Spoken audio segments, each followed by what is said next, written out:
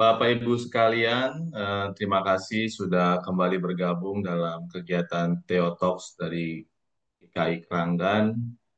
Jadi kali ini kita pertemuan yang keempat, yang topiknya adalah pengantar teologi Perjanjian Baru dan Injil Sinoptik yang akan dibawakan oleh Pendeta Christina Evu Ospara atau yang lebih dikenal dengan Kak Titin.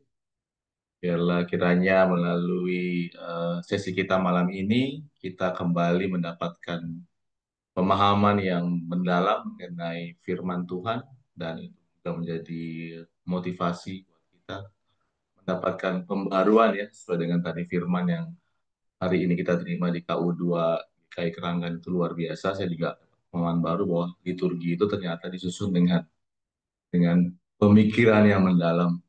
Hanya kita juga bukan satu kebetulan kita boleh diberi kesempatan untuk bisa mendalami firman Tuhan melalui teologi. Kita akan mengangkat satu pujian, Bapak Ibu sekalian, eh, mengabarkan Injil.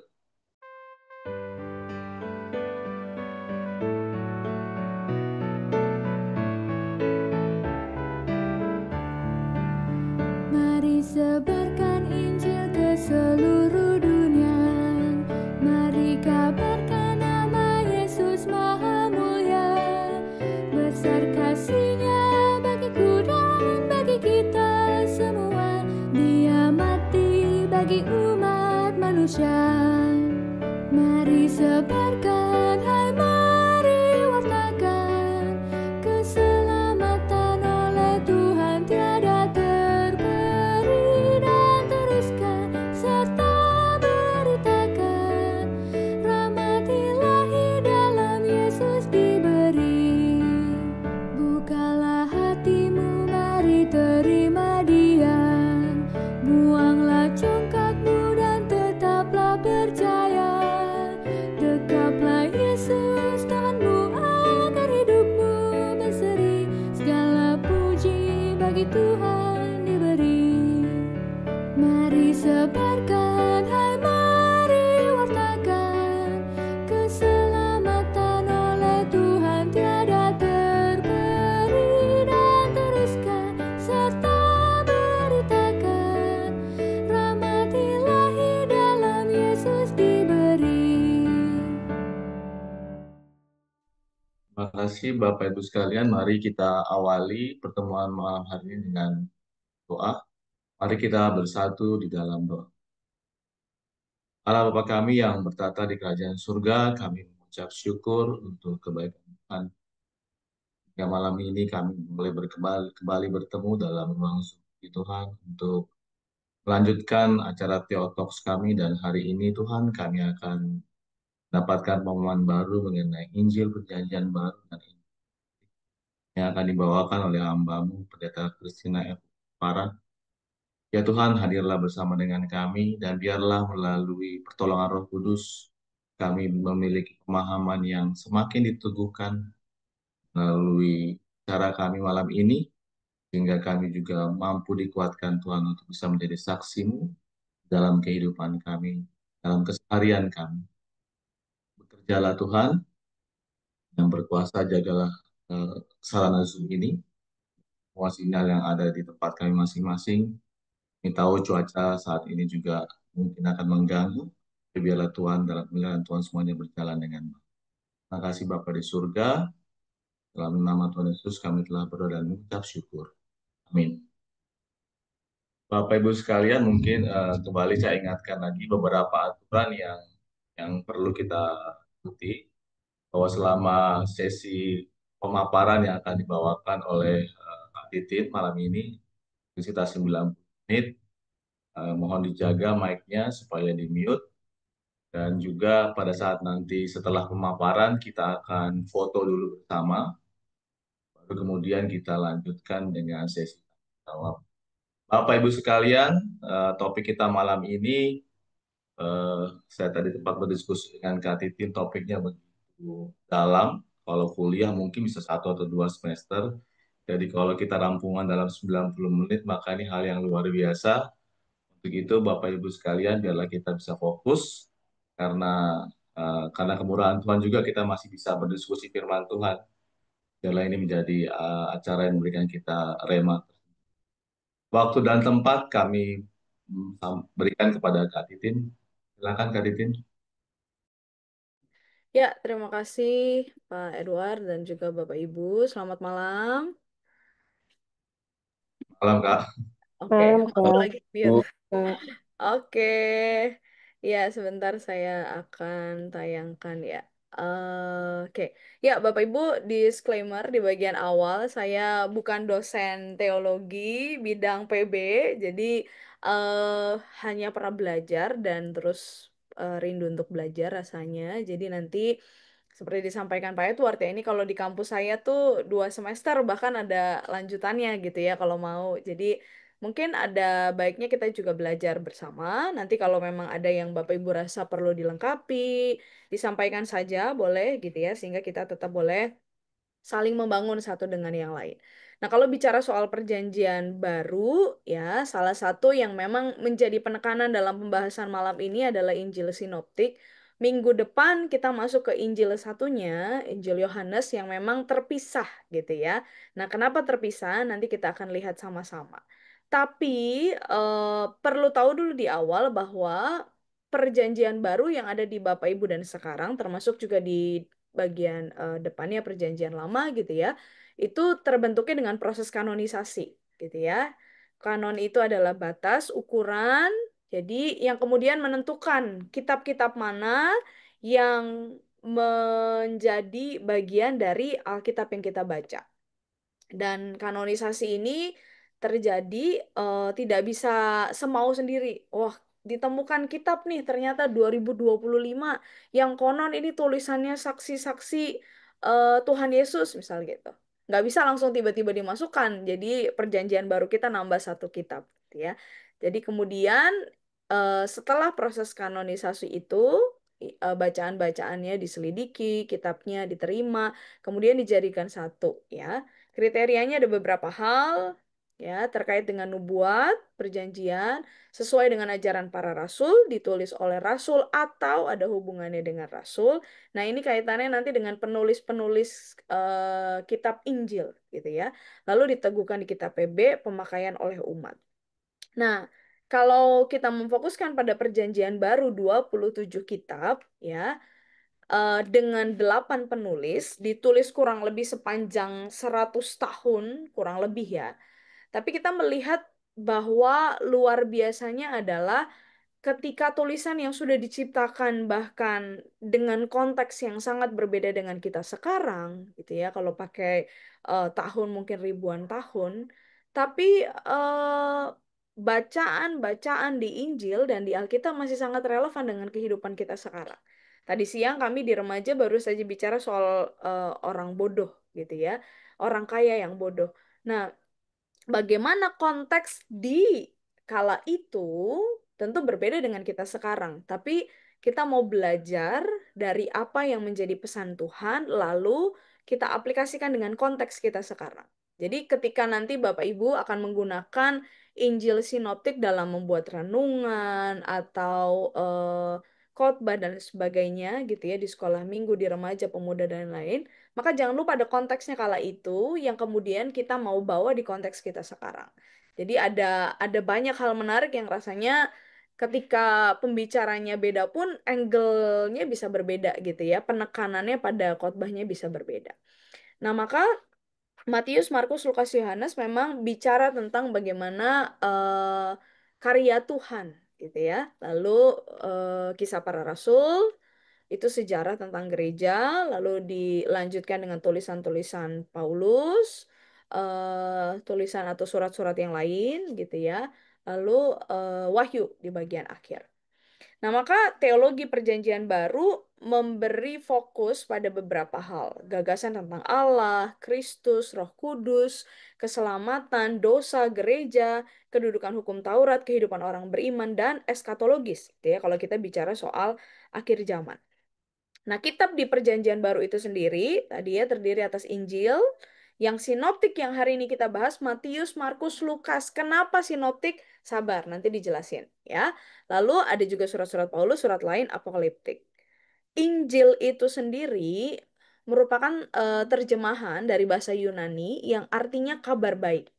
Maka kalau tadi kita nyanyikan ya mari sebarkan Injil ke seluruh dunia. Kabar baik ini nggak untuk disimpan sendiri buat Bapak Ibu dan saya, tapi untuk kita bagikan. Jadi kalau kita bicara soal menjadi saksi, saksinya betul melalui hidup kita, tapi apa yang disaksikan? Kabar baik itu, Injil itu lewat kehidupan kita, lewat persekutuan, lewat banyak hal yang Tuhan percayakan. Ya, nah, Injil itu sendiri berisi berita baik bagi dunia dan semua orang. Ini yang kita harus bagikan. Tapi kemudian pertanyaannya, kenapa kalau gitu nggak Injil aja yang dicetak banyak dan dibagi-bagiin? Kenapa seluruh kitab? Gitu ya. Karena memang setiap kitab punya pesannya juga. Meskipun tidak secara khusus bicara mengenai Tuhan Yesus. Gitu ya. Di kitab-kitab lain kan kita bisa belajar tentang perjalanan murid-muridnya, gitu ya. Tapi kabar baik ini yang kemudian tentang berita kelahiran Yesus, tentang perbuatan, tentang karyanya, tentang kuasanya, ini yang kita juga mau bagikan bagi orang-orang di sekitar kita. Nah, maka kita nggak bisa pakai sebutan Injil untuk semua kitab. Kitab Injil diberikan pada 4 kitab di Perjanjian Baru, Matius, Markus, Lukas, Yohanes, berhenti. Ya, jadi kisah para rasul bukan Injil. Kitab Injil bukanlah nama untuk seluruh kitab dan seluruh surat yang terdapat dalam Perjanjian Baru, hanya untuk keempat kitab di bagian awal. Ya, para pengikut Yesus terus menceritakan tentang segala sesuatu, termasuk tentang Yesus itu sendiri. Saksi mata yang melihat, mereka mengalami sendiri mujizat, kuasa, penyembuhan orang lumpuh, pengusiran roh jahat, dan sebagainya. Itu yang diceritakan. Nah, maka awalnya semuanya itu diceritakan secara lisan. Menjelang tahun 65 Masehi, banyak di antara saksi mata yang sudah meninggal, sehingga jumlah mereka makin sedikit. Ya, mereka merasa perlu menceritakan, tetapi bukan hanya secara lisan, ya, melainkan tertulis. Nah, maka itulah yang kemudian mendasari penulisannya. Jadi jangan bayangkan bahwa kitab Matius semuanya tuh diejak, semuanya duduk bersama gitu ya, penulis-penulis kitab kala itu udah ada sumbernya ditulis bareng-bareng kan enggak. Nah, ini yang kemudian kita perlu pahami dalam rangka melihat Injil Sinoptik secara utuh, bagaimana yang satu kitab itu berdiri dengan yang lain. Ada yang memang sumbernya sama, ada yang sumbernya beda, ada yang paling tua di antara yang lain, itu nanti kita akan lihat. Nah, maka tadi ya media Alkitab itu sendiri memang pertama secara lisan disampaikannya kisah-kisahnya, lalu kemudian dalam bentuk tulisan. Penulisan Alkitabnya jangan Bapak Ibu bayangkan sekarang udah ada printing ya, tinggal di print keluar sat gitu langsung jadi satu buku. Dulu media-medianya lewat tanah liat, batu, papirus dan lain sebagainya ya. Nah, ini gambar-gambar yang mungkin bisa ditunjukkan ya tentang bagaimana konteksnya tidak langsung seperti kita sekarang. Ini mulai dari Perjanjian Lama tentu ya penulisan mengenai Alkitab ya. Nah, instrumen penulisannya juga beragam. Ya, ini ada papirus, ada lontar dan sebagainya. Terbentuknya maka tadi ada cerita yang dibagikan antara satu orang ke orang-orang lain. Mereka yang memang kenal langsung, hidup bersama, mengalami langsung. Tapi kemudian karena banyak yang sudah berpulang, dituliskan dalam bentuk tulisan. Ya, tradisi tulisan itu pertama muncul dengan gulungan-gulungan kitab, tadi dihimpun menjadi satu tulisan utuh yang kita kenal dengan istilah kanon tadi ya, proses kanonisasi.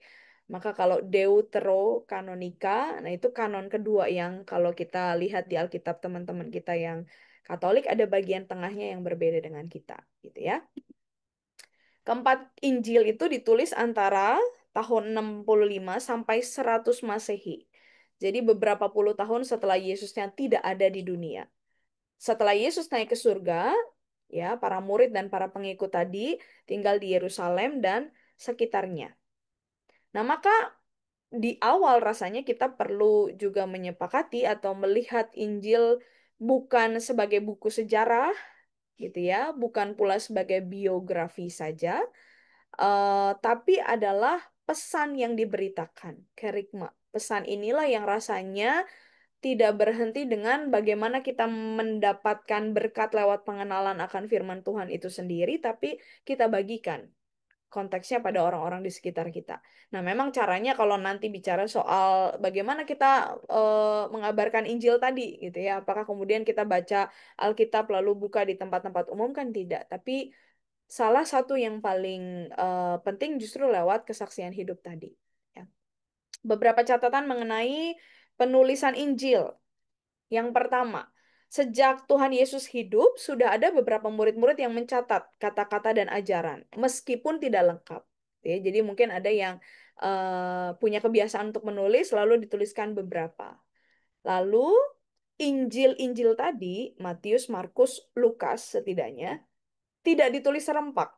Jadi penulisannya itu nggak bareng-bareng gitu ya, tahunnya sama, tempatnya sama, tujuannya sama, enggak melainkan dilakukan oleh orangnya berbeda, tempatnya berbeda, waktunya berbeda, lingkungannya juga berbeda. Nah, maka kalau nanti ketika kita melihat di Matius, lalu berbeda dengan di Lukas, gitu ya, atau sebaliknya, ada tadi konteksnya ketika yang nulisnya pun beda, tempatnya juga beda, waktunya juga beda, gitu ya. Nah, Injil Sinoptik sinoptik itu berasal dari sun bersama, optik itu melihat atau memandang. Jadi melihat bersama. Kalau Bapak Ibu masih pakai Alkitab yang fisik, itu kan kita bisa melihat paralelnya gitu ya. Jadi kalau kita baca misalkan di Injil Lukas pasal 18 ayat 28. Nah, Bapak Ibu bisa lihat perikop bisa jadi sama atau bisa jadi ada yang berbeda, tapi di Matius 19 dan Markus 10 ada cerita yang kurang lebih sama di dua kitab lainnya. Tapi isinya nggak selalu plek ketiplek sama persis ya. Nanti kita akan lihat bahwa ternyata ada juga beberapa yang berbeda. Nah, problemnya tadi ada yang sama, tapi sekaligus juga ada yang berbeda gitu ya. Ini yang kita perlu pahami dalam melihat atau membaca tadi Injil sinoptik. Persamaannya, contoh ya, perkataannya itu sama. Lukas 3 ayat 7 sampai 9, Matius 3 ayat 7 sampai 10. Kisahnya juga kurang lebih sama. Kisah di Galilea, perjalanan Yesus, ini typo, ke Yerusalem, kisah sengsara serta kebangkitan. Tapi ada juga yang beda. Kalau bicara soal kisah masa kanak-kanak Yesus, itu hanya ada di Matius dan Lukas. Ya, tapi Matius memberi penekanannya pada sosok Yusuf, sedangkan Lukas pada sosok Maria, misal gitu.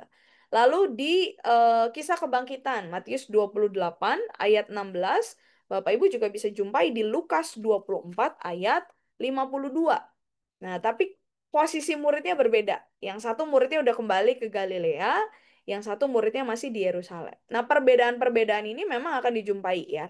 Tadi misal Lukas 24 ayat 52. Mereka sujud menyembah dia lalu pulang ke Yerusalem dengan sangat bersuka cita. Perikopnya tentang apa? Tentang Yesus menampakkan diri kepada semua murid. Di bagian lain nanti kita akan melihat Matius 28 ayat 16 tentang murid kembali ke Galilea. Juga di kisah kebangkitan. Ya. Nah, maka kalau bicara soal sinopsis tadi, melihat bersama atau dilihat bersama, jadi ceritanya terdapat dalam salah satu kitab Injil, itu bisa dilihat bersama-sama dengan cerita yang sama, tapi terdapat dalam kedua Injil lainnya. Ya, jadi kalau ada di Markus, berarti ada juga di Lukas dan ada di Matius, gitu, atau sebaliknya. Nah, tapi ketika nanti kita memahami, kalau suara saya tidak terdengar, tolong disampaikan ya di luar sedang hujan. Perlu nanti dipahami sumber-sumbernya. Nah, itu yang rasanya cukup penting untuk kita perhatikan bersama nanti ya. Pola yang sama tapi juga ada yang beda. Nah, ini gimana? Kitab-kitab Injil Matius, Markus, dan Lukas nampaknya ditulis menurut satu pola. Sehingga hampir serupa. Sedangkan Yohanes itu punya polanya sendiri. Maka kita bahasnya juga beda nanti minggu depan secara khusus. Ya. Markus menjadi sumber untuk kitab-kitab lainnya. Kenapa bisa begini? Bagaimana cara taunya? Nanti kita akan lihat. Jadi, Markus itu kitab Injil yang lebih dahulu ditulis. Setelah itu dituliskan kitab Injil Matius dan Lukas. Jadi, Matius dan Lukas itu sama-sama menggunakan Markus sebagai pola dasar, gitu ya. Nah, maka ketika Markus sebagai sumber bagi tulisan di Matius maupun di Lukas, Bapak Ibu bisa melihat bahwa hampir semua isinya Markus itu terdapat di Matius atau Lukas. Tetapi cukup banyak juga isi Injil Matius dan Lukas yang tidak terdapat di Markus, gitu ya. Jadi kalau Bapak Ibu lihat ada ya bacaan-bacaan yang dia terdapat di Matius, terdapat di Lukas, terdapat di Markus. Karena tadi sumbernya dari Markus. Tapi ada juga banyak Injil Matius dan Lukas sama, tapi nggak ada di Markus. Nah, kenapakah? Kita akan lihat nanti. Nah, Matius dan Lukas itu sendiri mengubah dan memperbaiki cerita yang terdapat di Markus. Karena Markus tadi sebagai sumbernya, ya, maka ketika dipakai untuk menjadi sumber bagi tulisannya Matius dan Lukas, para penulis itu menyunting beberapa bagian menurut caranya masing-masing.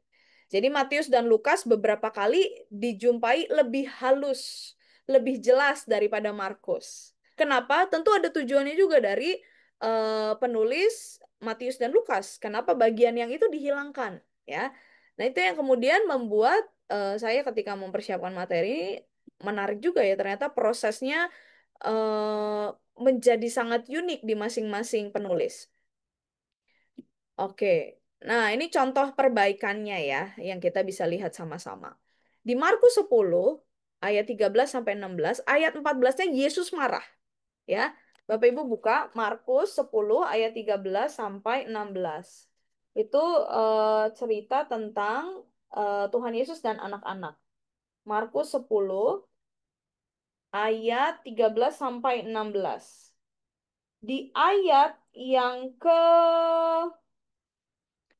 14 melihat hal itu, Yesus marah dan berkata kepada mereka, "Biarkanlah anak-anak itu datang kepadaku, jangan halang-halangi mereka, sebab orang-orang seperti inilah yang memiliki kerajaan Allah." Ya, tadi sudah saya sampaikan bahwa kalau Bapak Ibu baca di bagian atasnya, kita bisa menjumpai paralelnya ya. Maka kalau di Alkitab fisik kan ada tulisannya ini, kita dapat jumpai di Matius 19 dan juga di Lukas 18 ayat 15 sampai 17. Tapi menariknya Matius dan Lukas tidak menunjukkan sisi Tuhan Yesus yang marah. Jadi kalau kita buka di Matius pasal 19 ayat 13 sampai ayat 15, hanya orang membawa anak-anak kecil kepada Yesus supaya ia meletakkan tangannya di atas mereka dan mendoakan mereka, tetapi murid-muridnya memarahi orang-orang itu. Itu juga ada dalam kisah sebelumnya. Tetapi Yesus berkata, langsung jam ke situ. Nggak ada tentang Yesus marah-marahnya, gitu ya. Nah, maka sisi mengenai Yesus marah tidak ditunjukkan oleh Matius dan Lukas. Mereka tidak menunjukkan sisi Tuhan Yesus yang marah. Ini Yesus marah ya tadi dalam Markus, tapi dalam Matius dan Lukas kemarahan Yesus ditiadakan sehingga Matius dan Lukas lebih halus nadanya. Ya, jadi kalau di Markus dia nggak keberatan menampilkan Yesus yang marah dan menegur, maka ada disebut Yesus marah, gitu kan. Tetapi di Matius dan Lukas tidak menunjukkan Yesus sebagai sosok yang bersifat keras. Ya. Nah, maka kesamaan Matius dan Lukas yang tadi disampaikan, tapi tidak terdapat di Markus. Kenapa sih? Nah, ini karena juga ada sumber lainnya. Contoh, Bapak Ibu lihat di Matius 8 itu sama dengan Lukas 9. Ya, ini contohnya ya. Ini Matius 8 ayat 18 sampai 22. Kita dapat menjumpai juga di Lukas 9 ayat 57 sampai 62. Tapi tidak ada Markusnya di sini. Ya. Atau Matius 11 ayat 20 sampai ayatnya yang ke-24.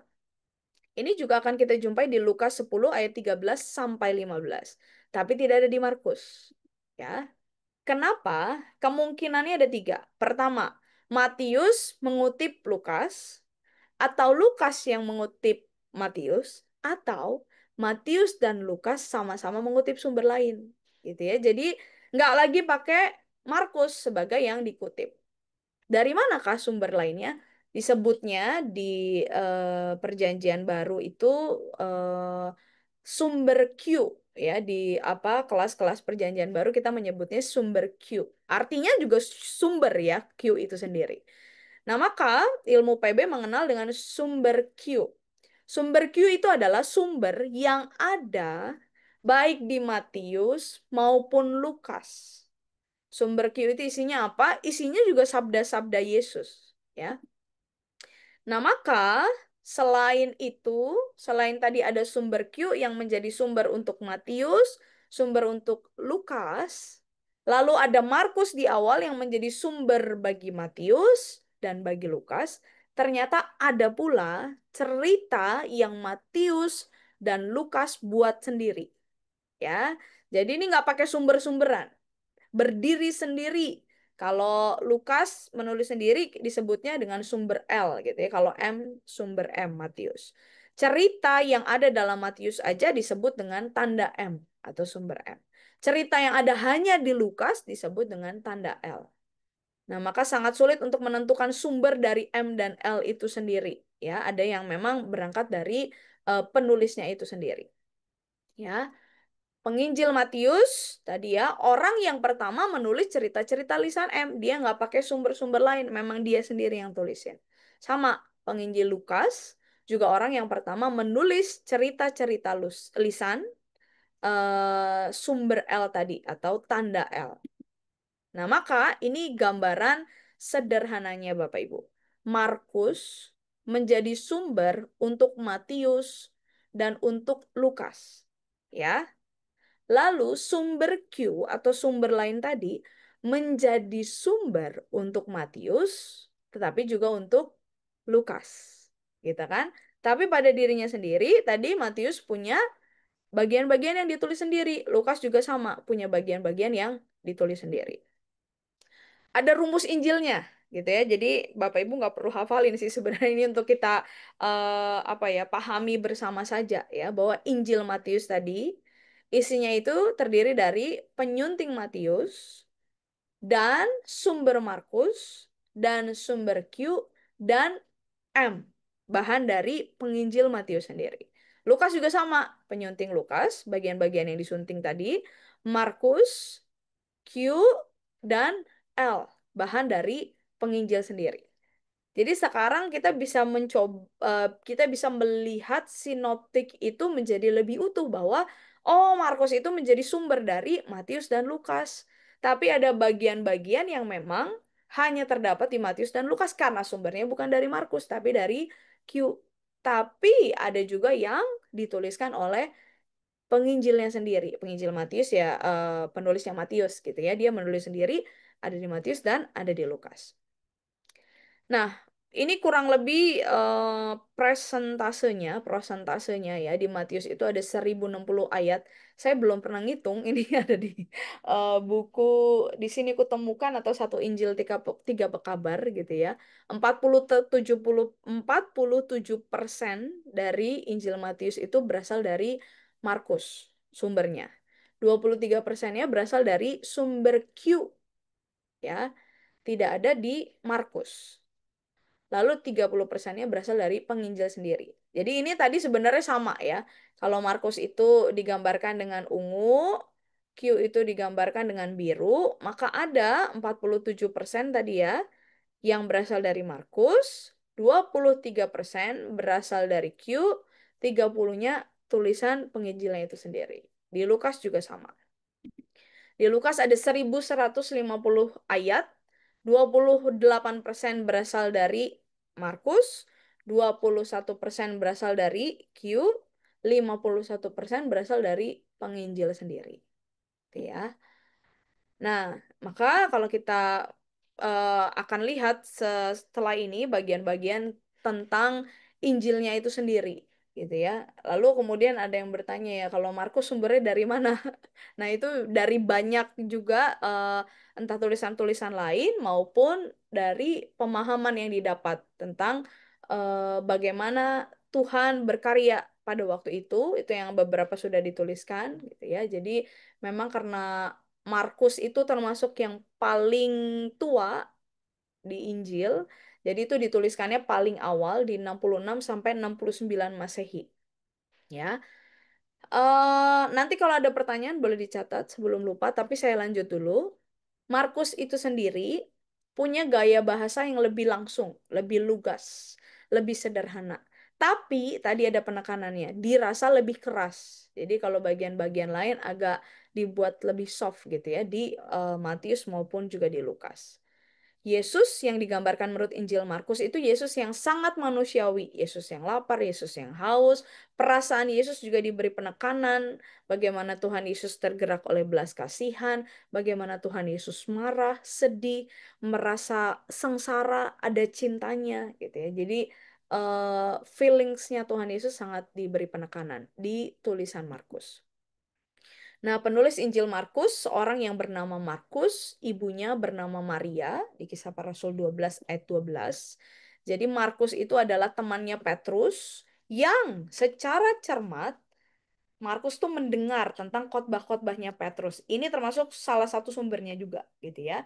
Jadi dia memperoleh bahan cerita dari khotbah-khotbah Petrus, lalu kemudian dituliskan dalam kitabnya. Lanjut. Oke. Nah, ketika Petrus dibebaskan di penjara, itu perikopnya ada di Kisah Para Rasul tadi. Petrus menuju ke rumah Maria. Maria itu ibu Yohanes yang disebut Markus. Jadi memang relasi mereka cukup dekat gitu ya. Termasuk ketika Markus ikut pelayanan yang dilakukan oleh Petrus. Di Injil Markus memang ada bagian-bagian yang sulit gitu ya. Kitab ini nggak mulai dengan kelahiran, jadi kalau Bapak Ibu lihat tidak ada silsilah di awal kitab Markus, tapi diawali dengan kisah Yohanes Pembaptis ya. Khotbah Yohanes Pembaptis disusul dengan pencobaan Yesus di padang gurun. Lalu pasal 1 sampai pasal 10 Markus menempatkan seluruh ceritanya konteksnya di Galilea. Nah, maka ini yang nanti juga akan berbeda dengan dua kitab lain. Markus membahas pokok-pokok moral atau agama tertentu, kebijaksanaan yang ada pada diri Yesus.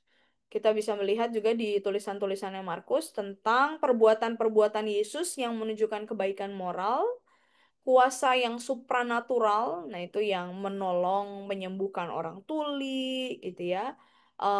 Lalu ketika angin dan danau pun taat kepadanya, nah itu diberi penekanan juga dalam Injil Markus.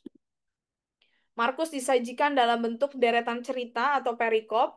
Ada dua kurang lebih cerita-cerita tentang kuasa Tuhan Yesus sama cerita tentang pengajaran Yesus, ya, yang disampaikan dalam perdebatan. Ya, kalau kita lihat kan banyak ya di kitab-kitab Injil tentang Tuhan Yesus berdebat dengan ahli Taurat, gitu ya. Itu kan ada perdebatan dan pembahasan dengan para penentang-penentangnya Tuhan Yesus, gitu ya. Nah, salah satu yang juga dibahas di Markus tentang kuasa Yesus, tadi sudah disebutkan gitu ya, tentang bagaimana Yesus menang atas segala macam kekacauan, penyakit, baik itu jasmani maupun mental. Kalau kita bicara soal roh jahat tadi kan juga, kalau kita melihatnya di sekarang, ada juga yang kaitannya dengan mental tadi gitu ya. Memperbanyak makanan, itu kan juga kuasa. Jadi memang kuasa Yesus mendapat penekanan juga di Markus tentang menyembuhkan orang lumpuh, yang itu adalah bukti dari pengampunan dosa. Konteksnya kala itu kan ketika sakit dan dosa itu berkaitan gitu ya. Jadi ketika Tuhan Yesus mengampuni dosanya, maka sakitnya disembuhkan. Pengusiran roh-roh jahat itu juga tanda kalahnya kerajaan si jahat. Markus menulis bahwa Yesus menghendaki para muridnya untuk diam. Nah, ini kan memang ada ya kalau kita perhatikan di Injil tentang mereka tidak boleh menceritakan apa yang mereka lihat pada orang lain. Kerahasiaan itu dipertahankan di Markus. Tapi juga Markus bahas soal tadi perdebatan atau pertentangan bahwa Tuhan Yesus menang ya, mau bicara sama orang Farisi kayak ahli Taurat dan sebagainya. Ada bagian-bagian yang ketika mereka bertanya, Tuhan Yesus ganti bertanya gitu ya, dan banyak apa ya, cara-cara Tuhan untuk memenangkan perdebatan itu. Yesus menyajikan pengajaran tentang kehendak Allah. Pengajarannya itu nampak dari apa? Dari kasus orang-orang berdosa, orang-orang benar, pembahasan mengenai puasa, sabat, eh, orang-orang yang menentang itu melarang dilakukan banyak hal di hari Sabat, tapi Tuhan melawan dalam tanda kutip gitu ya dengan nilai baru yang ditawarkan tentang najis dan haram, pernikahan, perceraian dan sebagainya. Yesus tetap mengajar meski pengikutnya nampak kurang mampu gitu ya. Kadang kan Tuhan udah jelaskan tapi mereka nggak paham gitu. Tapi tetap ajaran itu Tuhan sampaikan kepada para murid. Markus juga bicara soal kematian dan kebangkitan. Anak manusia mengalami penderitaan, penolakan, typo, kematian di tengah penguasa yang berwajib. Nah, kematian itu nggak berhenti di situ, disusul dengan kebangkitan dan kemuliaan. Nah, maka panggilan para murid juga Bapak Ibu Saudara dan saya untuk mengalami kesengsaraan yang serupa.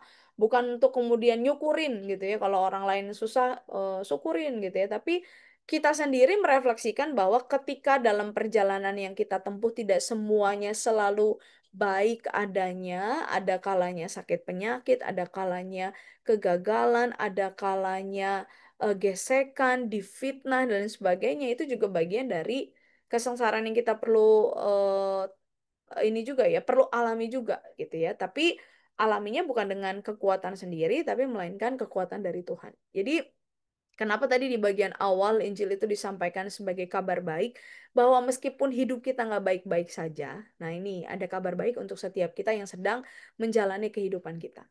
Tapi gimana kalau orangnya hidupnya mungkin tidak punya kesulitan dalam hal tertentu, nggak relate dong gitu ya. Nah ini kaitannya dengan barangkali ada bagian lain juga yang menjadi salibnya.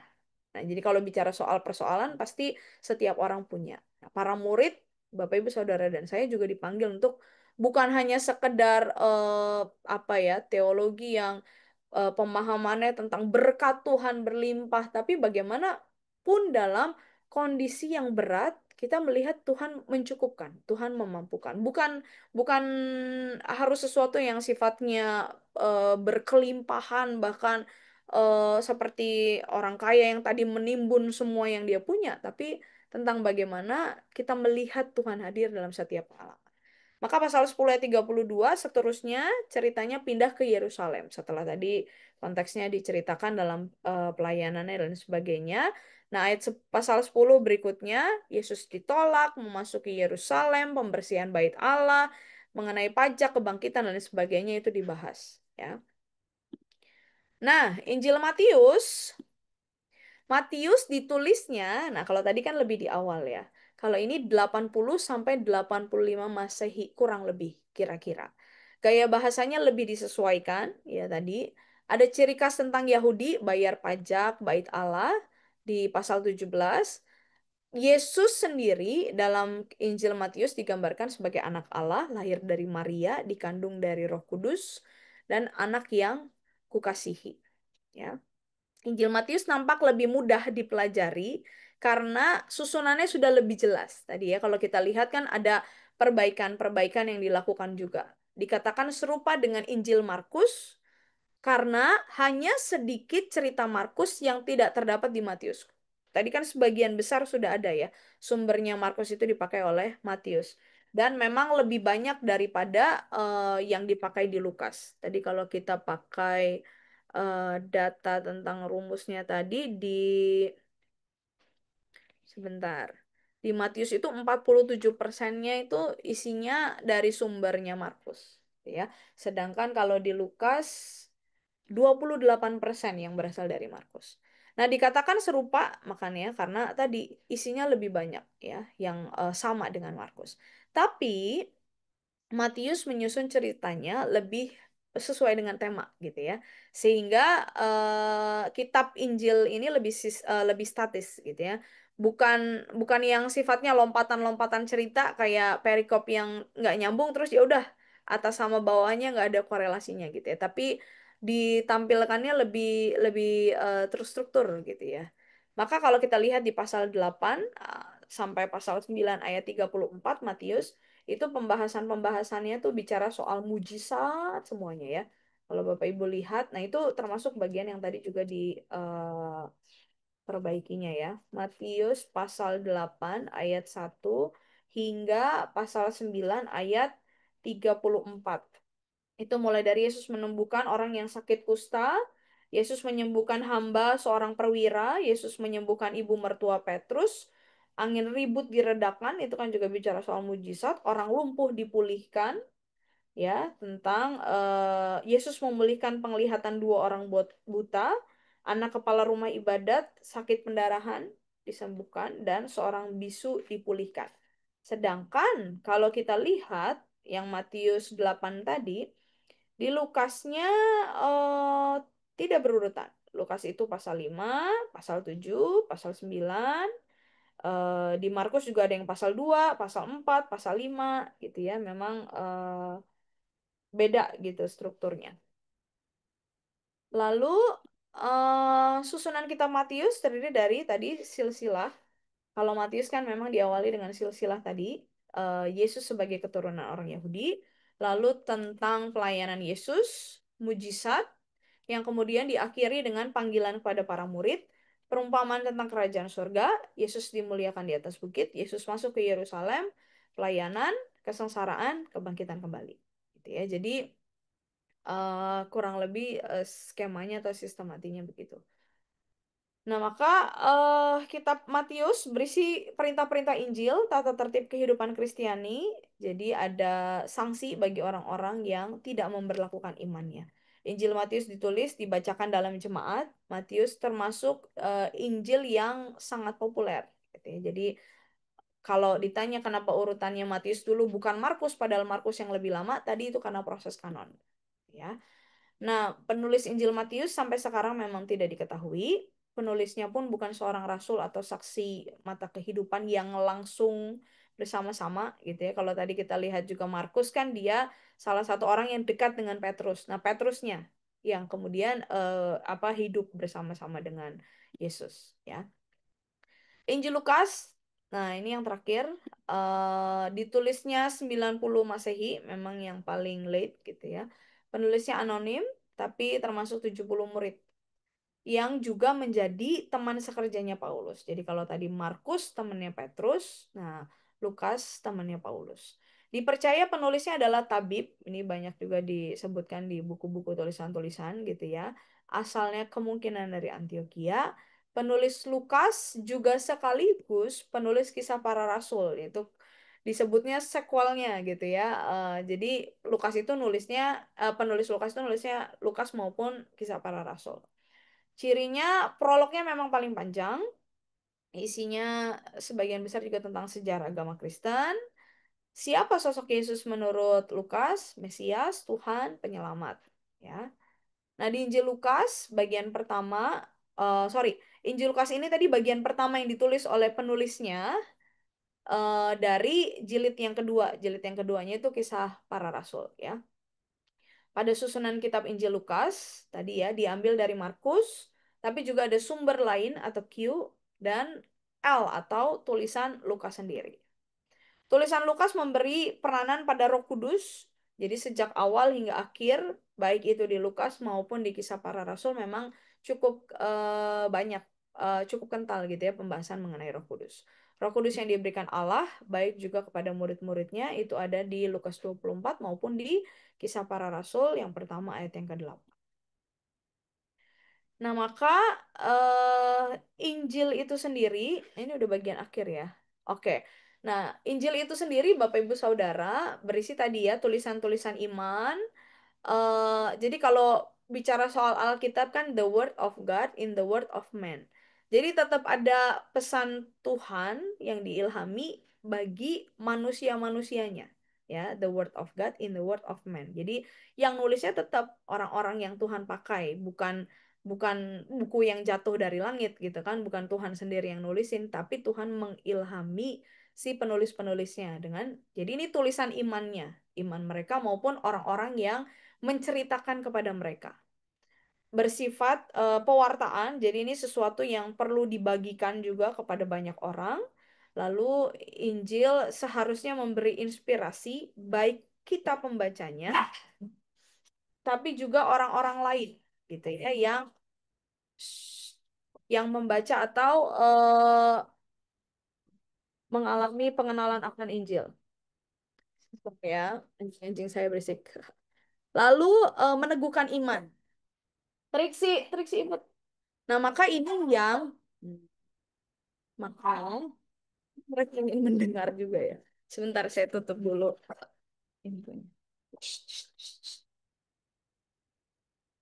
Nah, maka tadi ya ini eh, kenapa kita perlu alami pertumbuhan lewat pembacaan firman, juga salah satunya Injil, karena tadi meneguhkan iman yang ini juga harus kita bagikan pada orang-orang.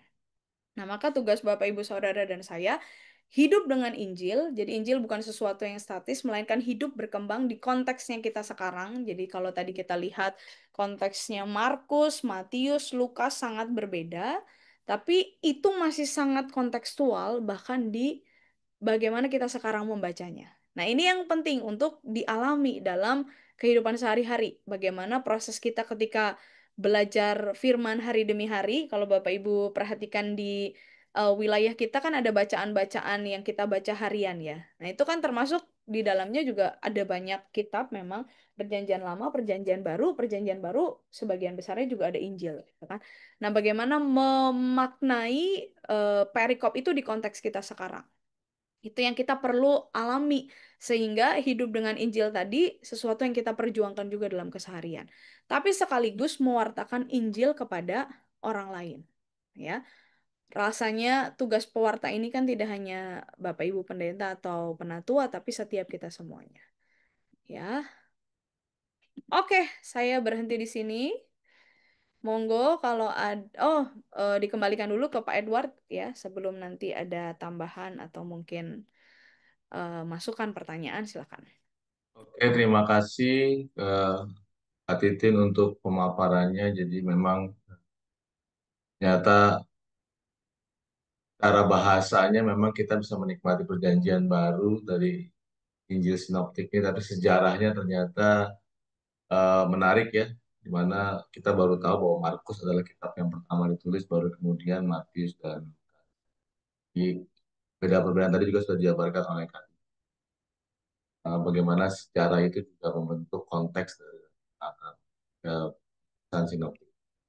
Mungkin sebelum kita lebih lanjut, Bapak Ibu bisa dibuka kameranya karena kita mau foto bersama keluarga besar Theotox ya.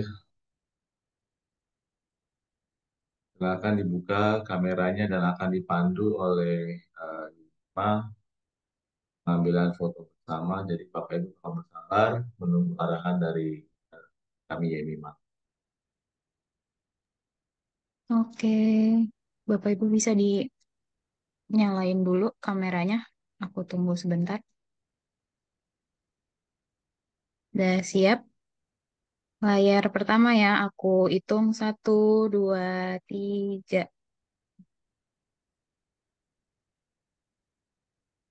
Oke, untuk layar kedua, aku hitung 1, 2, 3 senyum.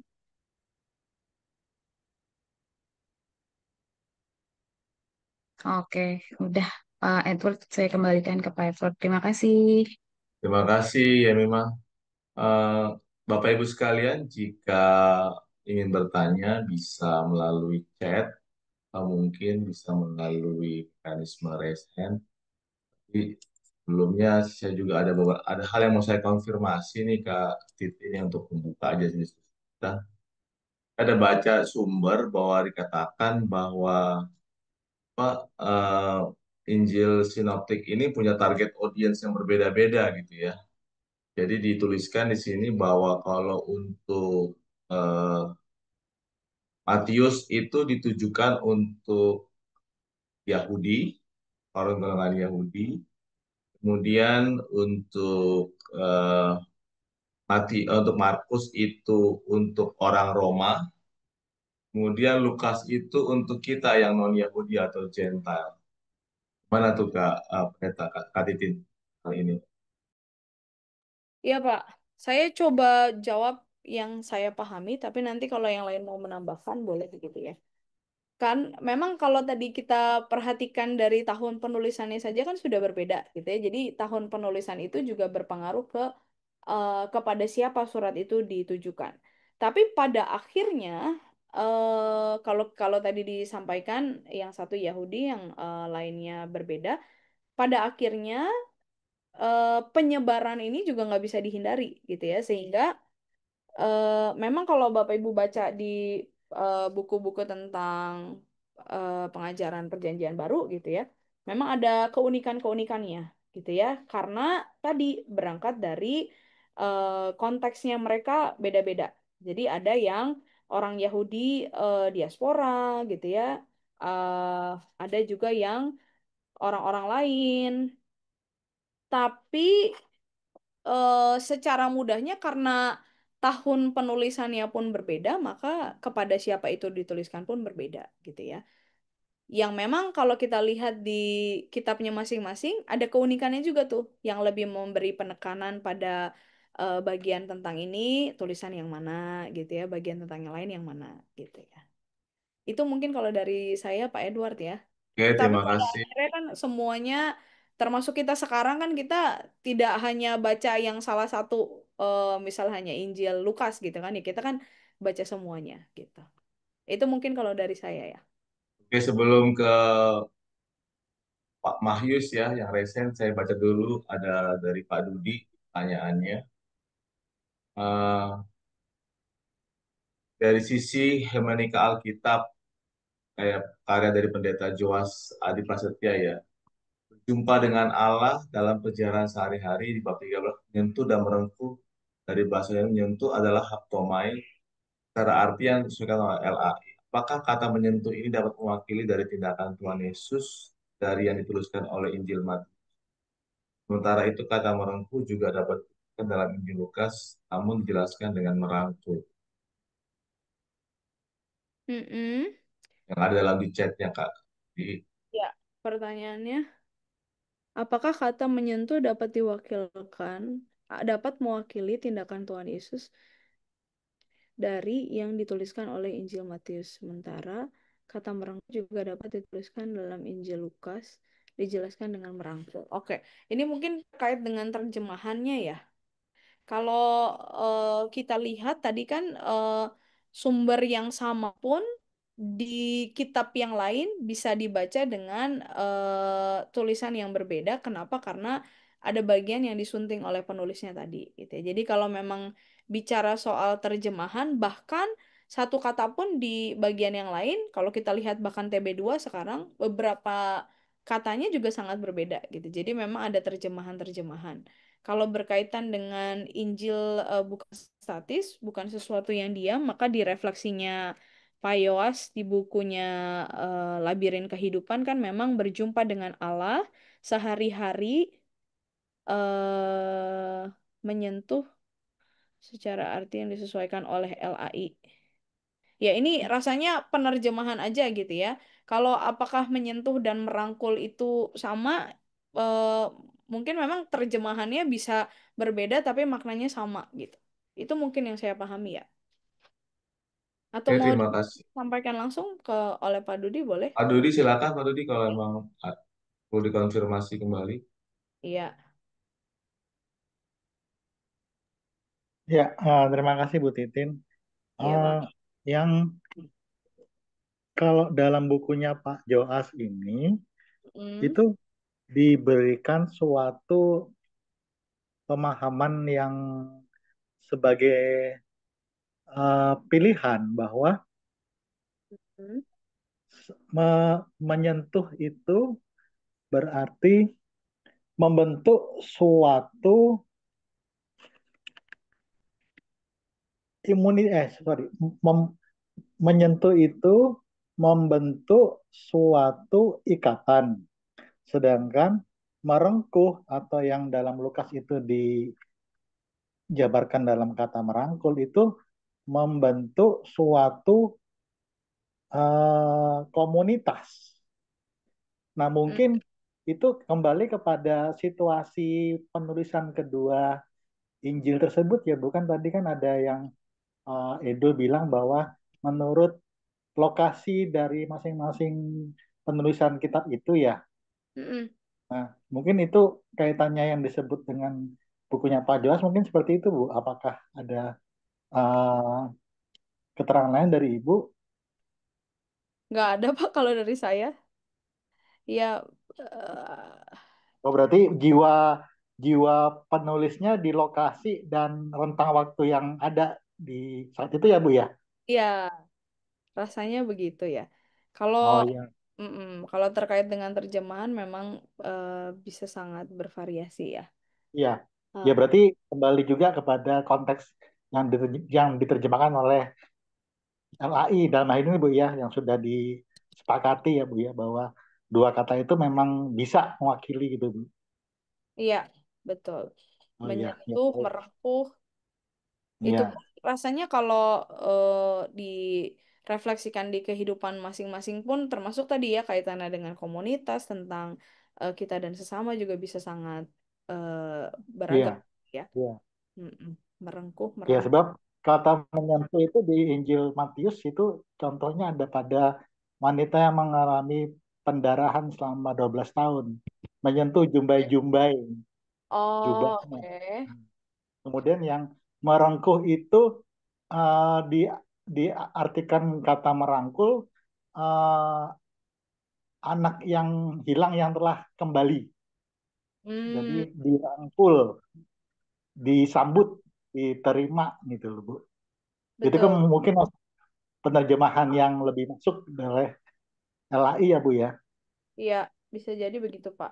Kalau yang di Matius 9 itu kan yang perempuan sudah 12 tahun menderita pendarahan, maju mendekati Yesus, menjamah jubah Menjamah. jubahnya. Ah, Ya, betul. menjamah itu berarti Tapi kata i- yang sama dengan menyentuh ya Bu ya.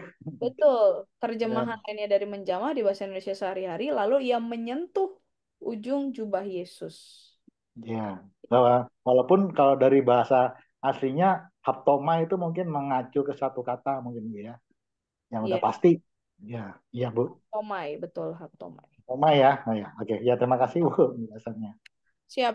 Kalau saya biasanya bisa lihat juga Bapak Ibu di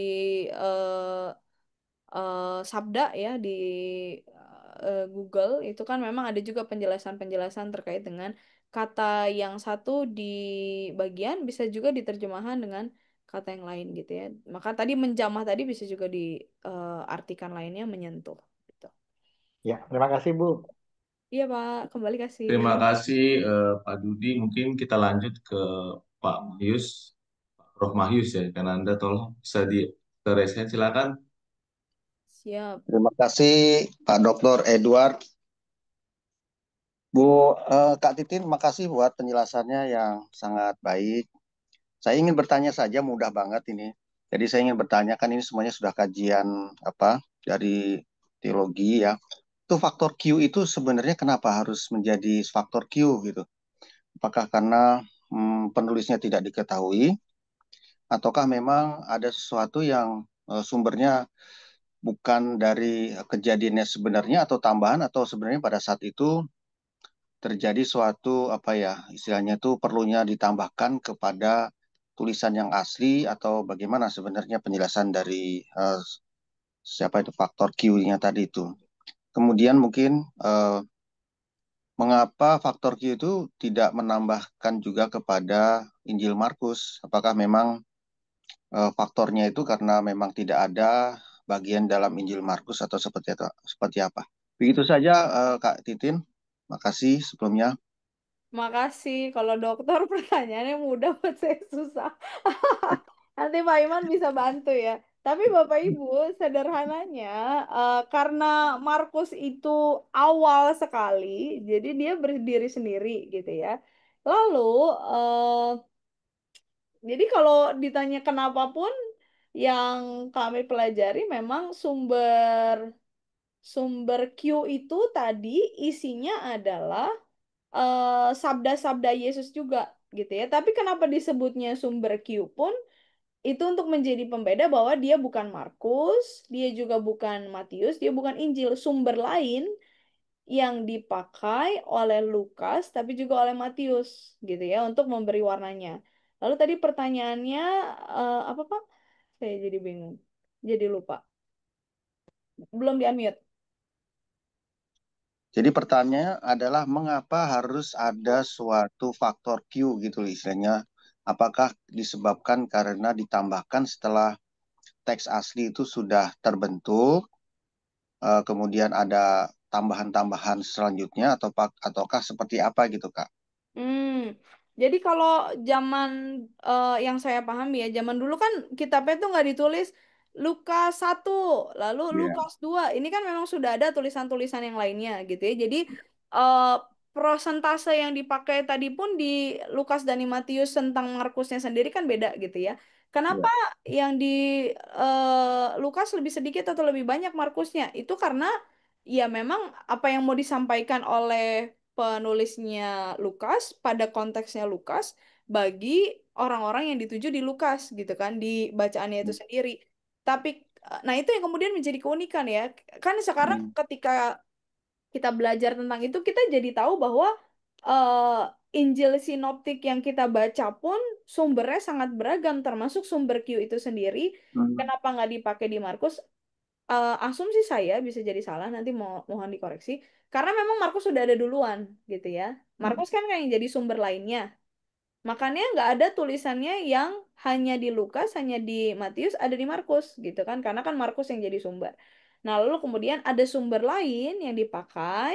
eh saya pun kurang paham kenapa disebut sumber Q gitu ya, tapi buku pembahasan teologi perjanjian baru disebutnya itu bahasa Jermannya Quelle, artinya sumber juga gitu ya. Nah, cerita-cerita di sumber Q itulah yang dipakai sebagai sumber lainnya untuk Lukas dan Matius gitu ya. Itu sih Pak mungkin. Pak Iman, halo Pak Iman. Ini Ya ada memang kalau kita baca mengenai sinoptik ini memang ya. salah satu inti permasalahannya adalah yang tadi dikemukakan oleh Pak Prof. Mayus adalah Q konsepnya tadi ya.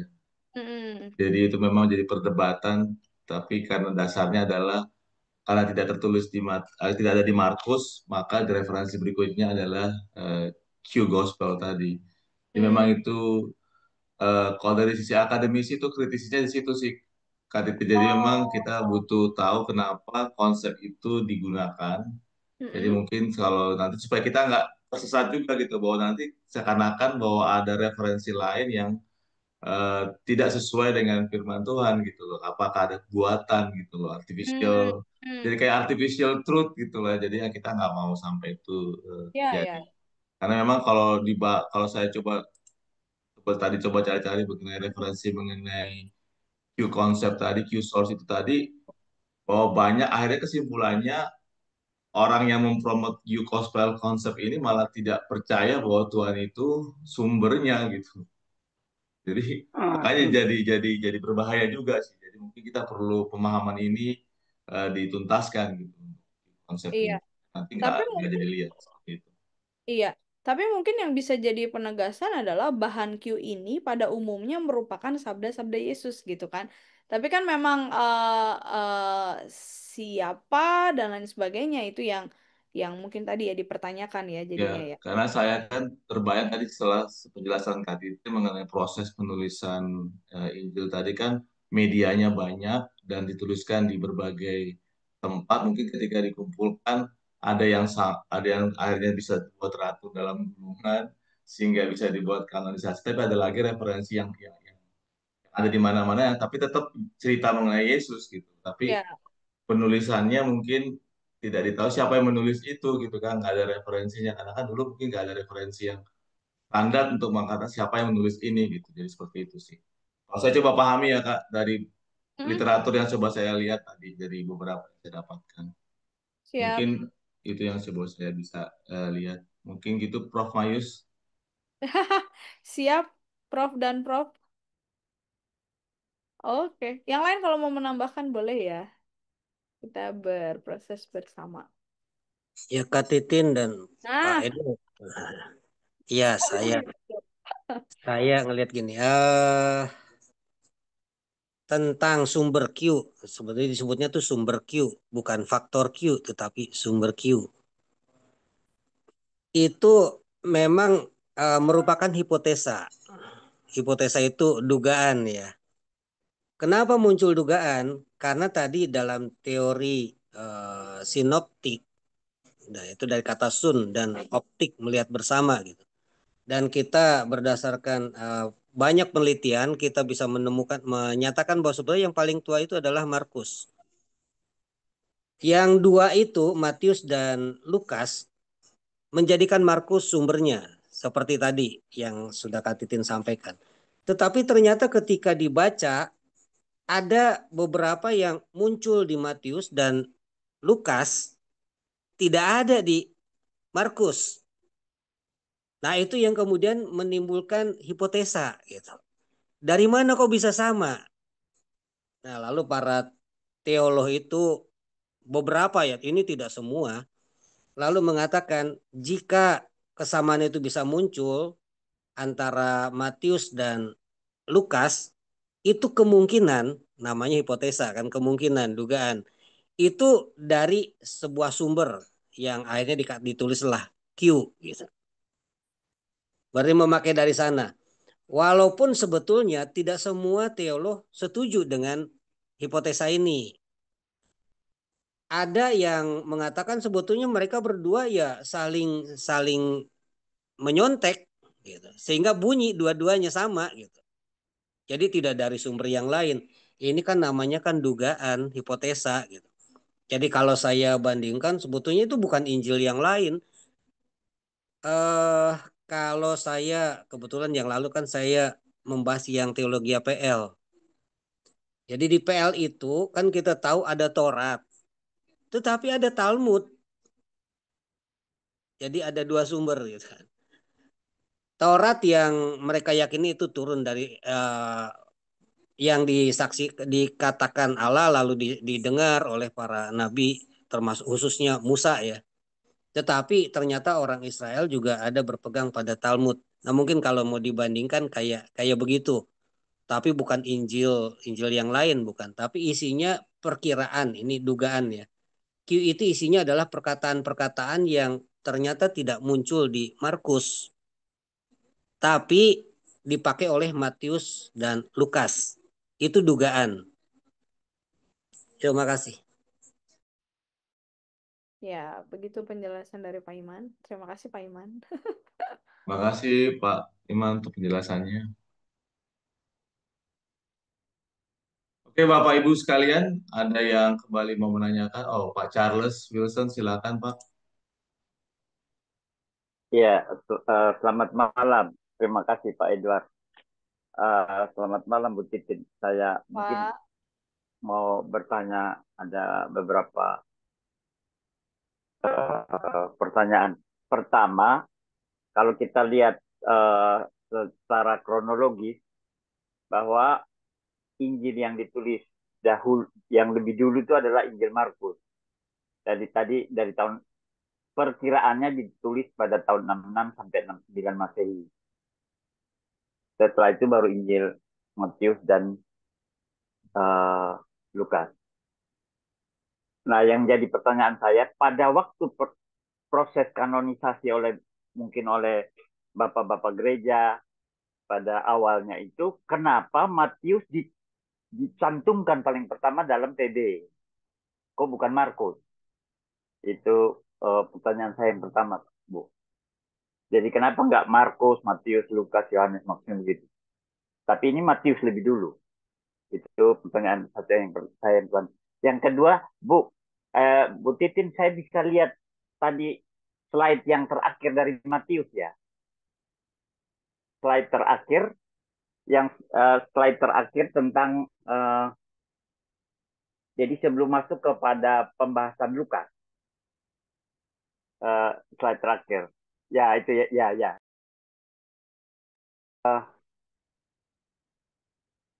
Itu dikatakan bahwa Matius ini penulis yang bukan seorang rasul atau saksi mata kehidupan Yesus. Apa iya ya, Bu? Saya kok apa saya yang salah ngerti? Bahwa Matius ini adalah penulis yang bukan seorang rasul atau saksi mata kehidupan Yesus.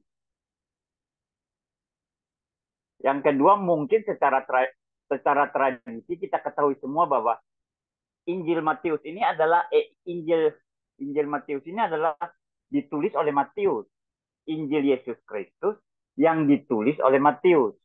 Tapi di sini kembali lagi saya jadi bertanya, penulis Injil Matius memang sampai sekarang ini tidak diketahui. Maksudnya mungkin tidak diketahui secara pasti bahwa oh ya, seperti Paulus itu selalu dalam surat-surat Paulus atau surat Petrus dia selalu tulis saya Paulus, saya Petrus, kan jelas.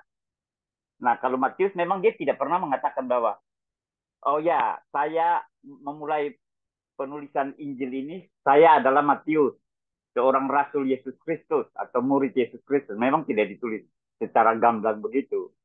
Tetapi yang tadi slide terakhir itu yang saya jadi bertanya, Bu. Apa dia bukan saksi mata ya?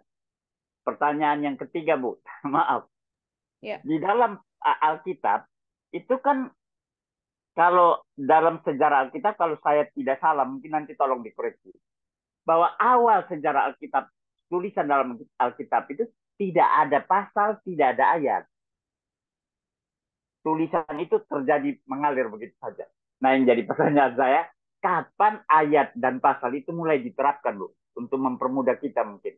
Dan yang kedua, kok siapa yang mulai menerapkan pasal dan ayat? Karena saya lihat kadang-kadang penempatan ayat itu kok tidak pas ya. Artinya kenapa tidak baris baru ayat? Itu yang jadi pertanyaan saya, Bu. Baik, terima kasih Bu Titin. Terima kasih Pak Charles. Pertanyaannya menarik-menarik ya. Oke, bicara soal kronologis. Kenapa kalau secara pembuatan Markus dulu tapi Matius ditulis di awal? Setahu saya memang karena yang paling sistematis itu Matius gitu ya. Tapi kan tadi itu proses kanon ya Pak. Jadi eh bahwa dia termasuk yang paling populer juga gitu kan. Tapi tadi kita kan nggak bisa bacanya justru secara kronologis ya bahwa Matius itu duluan dari Markus dan sebaliknya gitu kan. Secara penulisan memang justru lebih awalnya Markus, baru tadi Matius dan terakhir Lukas.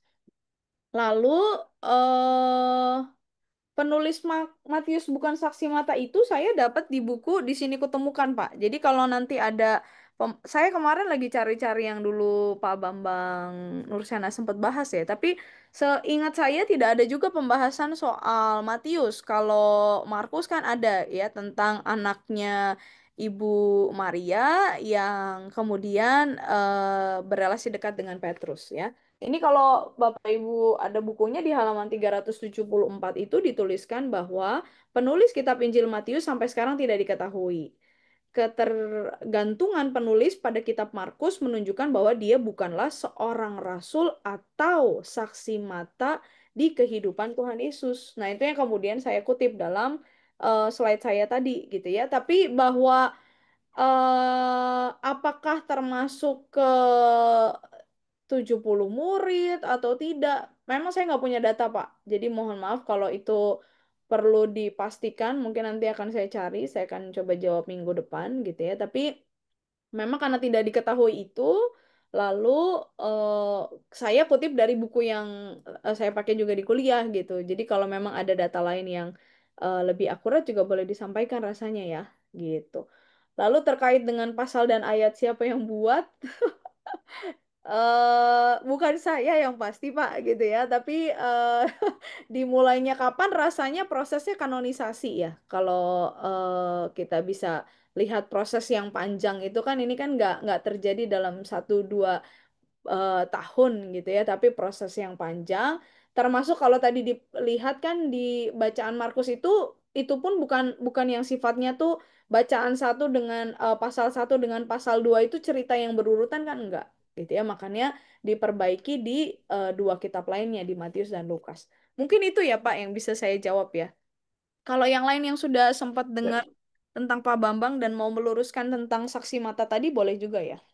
Saya tidak dapat info soal yang Matius. Terima kasih. Terima kasih Bu Titin. Cuman artinya Matius ini adalah yang maksud Matius ini adalah yang Rasul Yesus Kristus ya, 12 murid Yesus itu ya Bu ya. Atau itu yang tidak jelas ya, belum jelas bahwa Injil Matius ini Iya, ditulis oleh seorang yang bernama diketahui. Matius dengan latar belakang dialah salah satu dari itu yang karena salah satu murid Yesus kan ada yang namanya Matius kan Bu ya. Matius kalau tidak salah Lewi ya, namanya Lewi itu Matius. Nah, yang saya tahu jadi dulu pernah diperdebatkan bahwa sebenarnya yang bukan saksi mata itu adalah Lukas dan Markus. Markus ini kan Yohanes Markus ya, atau Lukas, tabib Lukas. Memang mereka bukan 12, mereka berdua ini tidak termasuk dalam 12 murid Yesus.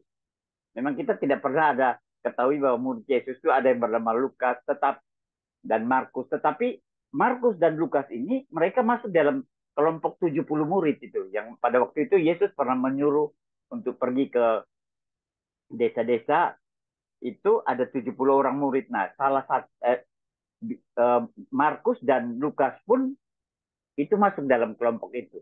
Bahkan ada informasi pada waktu Yesus mau ditangkap di Taman Getsemani, ada seorang pemuda yang berlari hanya memakai kain saja, dan maaf, kain itu akhirnya terlepas. Itulah Markus katanya. Nah, itu yang di situ yang kita tidak begitu jelas ya, tetapi ada buku-buku yang lain mungkin yang ekstra kanonik ya Bu, yang menjelaskan itu yang saya pengen tahu aja. Makanya tadi saya agak kaget juga bahwa uh, Matius ini adalah bukan saksi mata, dan Matius ini bukan seorang rasul Yesus Kristus. Itu yang saya agak kaget waktu saya lihat slide terakhir dari keterangan Bu Titin tentang Injil Matius. Terima kasih Bu Titin, terima kasih atas infonya. Iya, Pak. Kalau memang dicari di internet, itu ada salah satu situs sabda yang bilang bahwa Matius Injil ini ditulis oleh Matius, salah seorang murid Yesus, ya kan? Tapi kan kalau Ya, di link kan tidak disebutkan sumbernya ya. Ini kan tulisan tulisan umum saja. Nah, kalau yang tadi saya dapat di buku itu yang memang tentang penulis Injil Matius gitu. Kalau tentang Lukas oh, di buku ini cuman ditulis Lukas adalah seorang teman seperjalanan Paulus, termasuk orang yang tadi disebut tabib gitu, tapi tidak ada info tambahan lainnya gitu, Pak. oh, Nanti saya coba cari ya, yang Matius ya, Pak. ya, ya. Ya, Baik, terima kasih banyak Bu Titin. terima kasih, Terima Pak. kasih. Ya, Menarik ya Bapak Ibu sekalian, saya juga jadi banyak belajar di sini. Jadi memang karena namanya itu sama, jadi ada penafsiran juga. Jadi kayak hipotesa tadi. Jadi dia disimpulkan seperti itu. Jadi memang kita perlu, kan perdebatan kita jangan sampai kita meragukan tulisan ini valid atau tidak gitu ya. Jadi sebetulnya kita hanya menggali penekanan dari, saya setuju itu adalah perspektif penekanan dari masing-masing Injil Sinoptik ini memang berbeda. Jadi memang tadi kenapa saya buka dengan konteksnya Yahudi, mungkin kan saya juga baca ada juga yang bilang karena dia fokusnya Yahudi maka dari kanonisasi dia diprioritaskan dulu. Ada yang bilang seperti itu. Baru kedua adalah Romawi, Markus, baru yang Lukas karena perspektifnya adalah untuk Gentile yang non Yahudi maka dia diurutkan kemudian Lukas seperti itu. Jadi seperti itu yang saya coba pahami karena tujuan itulah makanya kanonisasinya itu dilakukan seperti itu. Bisa salah, bisa benar, tapi itulah yang coba saya pahami supaya kita nggak berdebat kusir malam ini gitu ya. Jadi supaya kita pulang pemahamannya nggak bertanya-tanya ini Injil ini benar apa enggak, ini strukturnya teratur apa enggak ya. Jadi jangan itu pertanyaan kita seperti itu. ya, ya, ya, ya.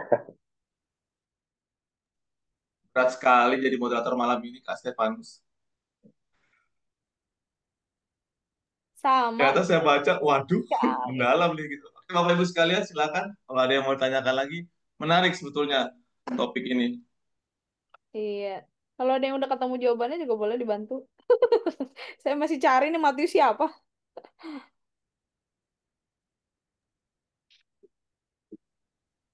Oke, Kak Steph silakan.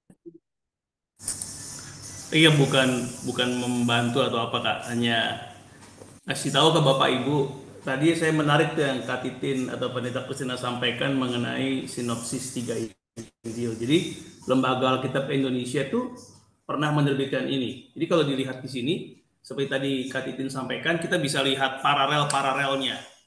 Meskipun mungkin di beberapa software aplikasi Alkitab juga bisa ya, tapi di sini misalnya di syarat menjadi murid di Matius 10, di Markus nggak ada, di Lukas 14 ada.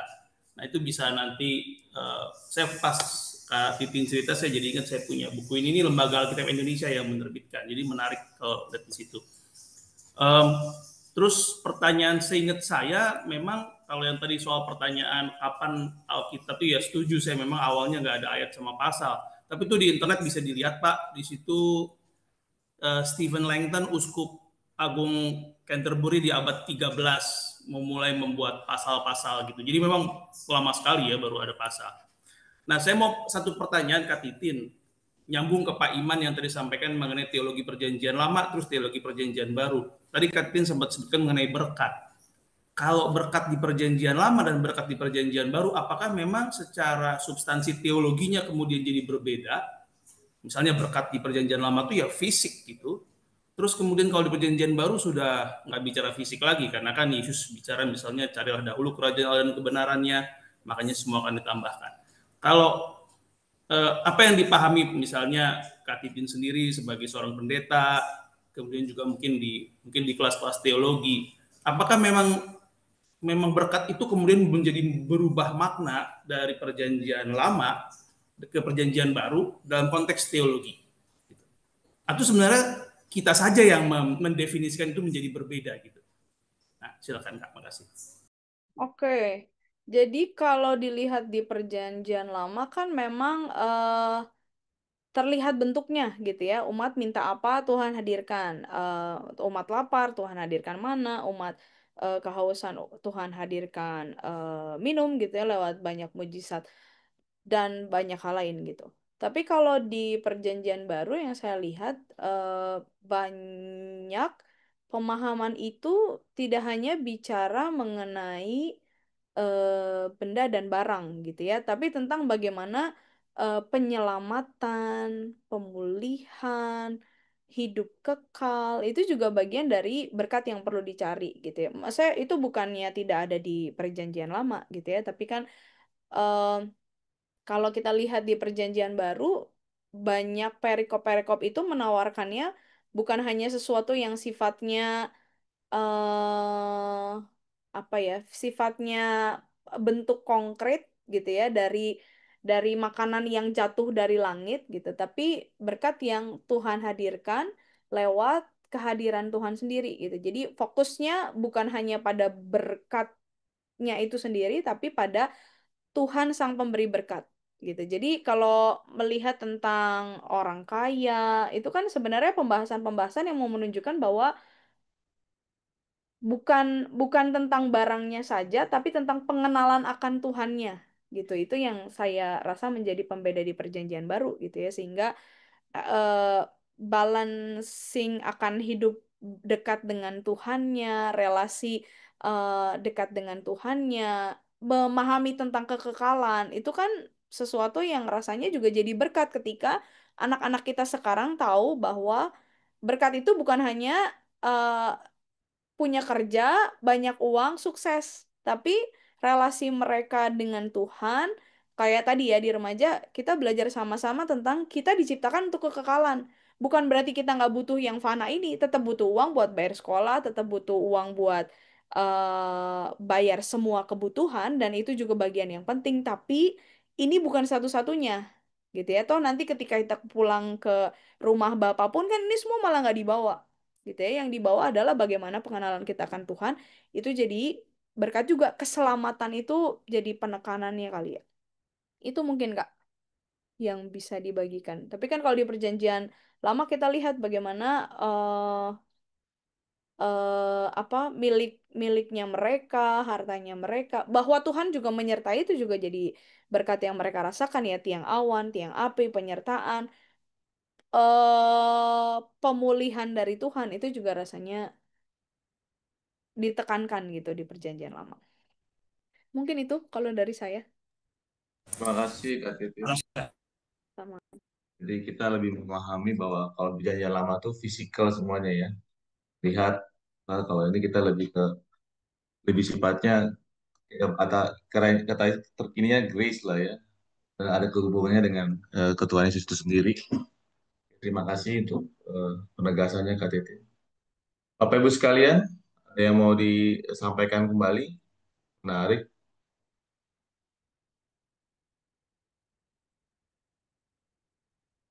Kalau nggak ada, nggak perlu diadain.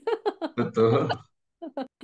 Tapi saya mau ada satu lagi yang saya coba Boleh, lihat Kak. Kak Titinnya. Jadi kalau The Good Samaritan ya, Mhm. itu kan cerita itu cuma ada di Lukas ya, ya kan? Jadi kalau kita lihat Lukas itu kan nggak ada referensi lain ke Markus atau Matius gitu kan. Berarti kan itu adalah pembedanya Lukas dengan kedua kitab sinoptik yang lainnya kan. Jadi saya semakin yakin perspektif tadi gitu loh, bahwa memang Lukas ini ditujukan untuk Gentile gitu. Jadi kalau untuk itu dimasukkan di konteksnya Matius, mungkin orang Yahudi nggak terima, itu Samaria kan gitu kan. Nah, jadi mungkin saya coba memahami itu dari yang pas saya baca ketika saya lihat Good Samaritan ternyata memang tidak ada di Matius dan di Markus. Gimana Kak Titif? Kalau di paralelnya nggak ada, tapi pasal Heeh. 10 ayat 25 sampai 28 tentang kasihnya ada di Matius dan juga di Markus. Jadi Jadi sebenarnya kalau bicara soal kasih in general, semua perikop ada, semua Injil ada gitu ya. Matius 22 juga bahas soal kasihilah Tuhan Allahmu, segenap hatimu dan sebagainya. Markus juga sama. Nah, berarti kan ada sumber Markusnya di Matius dan Lukas soal kasih. Tapi tadi memang Lukas itu punya tulisannya sendiri yang sumber L tadi tentang orang Samaria yang baik hati gitu ya. Kalau kita ceritanya lihat lebih lengkap gitu Kak ya? ya perikop-perikop Lengkap. lainnya juga banyak tentang Maria dan Marta, eh, Iya. itu kan juga hanya di situ gitu ya, pasal lanjutannya ayat 38 sampai 39 gitu. Jadi emang ada bagian-bagian yang rasanya khas di Lukas terkait juga dengan penulisannya, dengan tahun dibuatnya dan tujuan kepada siapanya tadi ya. Oke. Oke. Iya, begitu. Menarik. Orang kaya yang bodoh juga Lukas 12 itu nggak ada paralelnya tuh. Itu hanya ada di Injil Lukas. Jadi kan kalau sekarang kayak gini kan kita jadi punya pemahaman menyeluruh gitu ya. Kenapa orang kaya yang bodoh ini ada di Lukas 12 yang tadi kita baca gitu ya. Yang tadi hari ini jadi perikopnya di anak remaja dan juga di Bajam gitu ya Lukas 12. Tapi nggak ada di perikop-perikop lain gitu. Itu tambahannya. Oke, menarik. Jadi sekarang kita udah tahu kalau nggak ada itu berarti dia murni untuk kitab itu aja ya penekanannya seperti itu. Murni untuk itu. Nanti minggu depan kita juga akan belajar dari Yohanes, ini teaser ya, yang sebagian besar berdiri sendiri gitu ya. Meskipun ada, kalau dilihat tetap ada Yohanes 4 tentang Yesus menyembuhkan anak pegawai. Nah, itu ada juga di Matius dan di Lukas gitu ya. Tapi bagian besarnya dia tulisan yang berdiri sendiri. Gitu. Makanya tidak disebut Injil sinoptik ya. Oke, mungkin dari Pak Dudi, silakan Pak Dudi. Ya, terima kasih Pak Edward. Bu Bu Titin izin satu Ya. lagi Bu. Kalau Hmm. dari kitab Injil Matius, Markus, dan Lukas, itu ada yang menarik Bu. Di pembukaan dari Injil Matius dan Markus itu eh, kalimatnya itu lebih kurang mirip, yaitu mengenai kisah Yesus Kristus.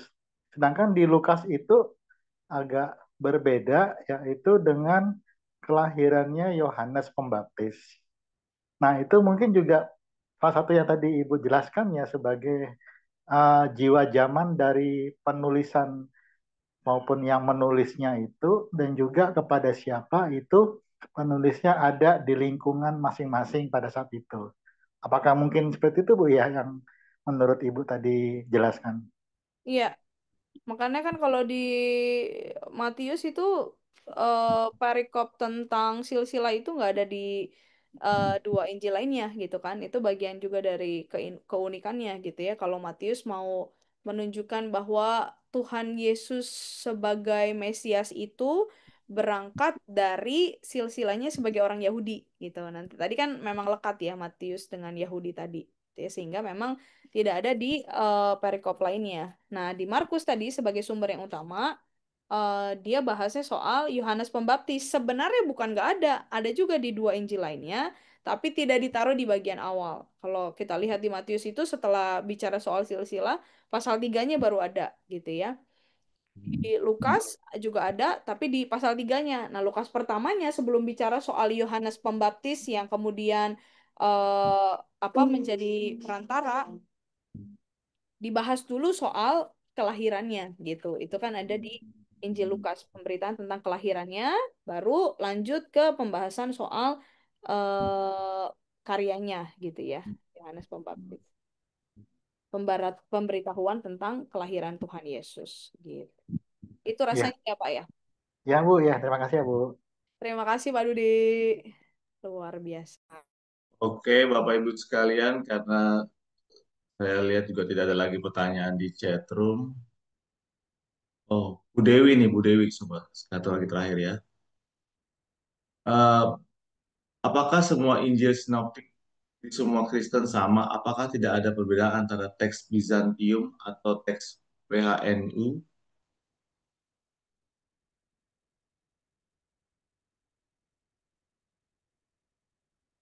Itu terjemahan ya WHNU ya.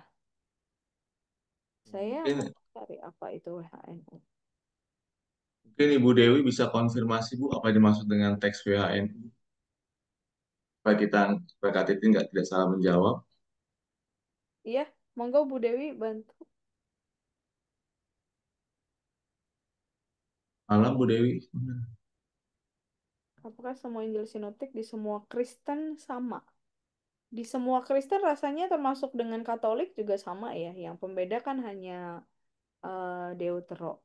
Kalau WHNU saya kurang tahu itu apa. Kalau Bizantium kan memang teks utama yang merujuk pada naskah kuno Perjanjian Baru yang punya karakteristik serupa.